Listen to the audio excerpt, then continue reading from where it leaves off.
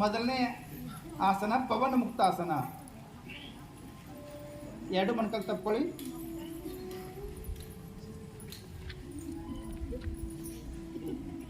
ಎರಡು ಮೊಣಕಾಲು ಕೈಗಳನ್ನು ತಪ್ಕೊಳ್ಳಿ. ಈಗ ಎರಡು ಕೈಗಳ ಭುಜ ಸಮಾನತೆ ಇಡುತ್ತಾ ಇನ್ನೊಂದು 5 ನಿಮಿಷ ಸಂಗಪ್ಪ. ಎರಡು ಕೈಯ ಭುಜ ಸಮಾನತೆ ಇರಲಿ. ಅಂಗೈ ಕೆಳಮುಖ ನೋಡಿ. ಎರಡು ಮೊಣಕಾಲು ಎಡ ಮೊಣಕೈ ಕಡೆಗೆ, ಮುಖ ಬಲಗಡೆಗೆ. ಉಸಿಟ್ಟು ಇಟ್ಕೊಳ್ತ ಮೇಲೆ, ಉಸಿರು ಹೊರಕ್ಕೆ ಇನ್ನೊಂದು ಕಡೆಗೆ.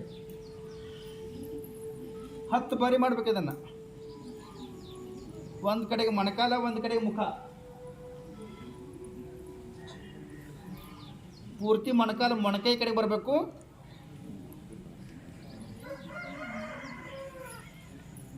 ಕೈಗಳು ಭುಜ ಸಮಾಂತರವಾಗಿರಬೇಕು. ಅಂಗೈ ಕೆಳಮುಖವಾಗಿರಬೇಕು. ಒಂದು ಕಡೆ ಮೊಣಕಾಲ, ಒಂದು ಕಡೆಗೆ ಮುಖ.